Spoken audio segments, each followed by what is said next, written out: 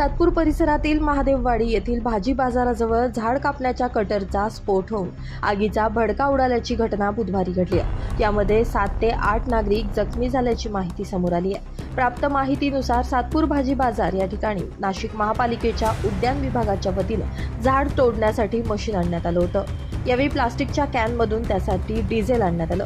त्यामधील काही डिझेल मशीनमध्ये भरत असताना खाली सांडलं। दरम्यान जवळच उभ्या असलेल्या एका वयस्क व्यक्तीनं धूम्रपान करत असताना त्याच्याकडून पेटती बिडी खाली पडली आणि यामुळे जमिनीवर सांडलेल्या इंधनानं पेट घेतला।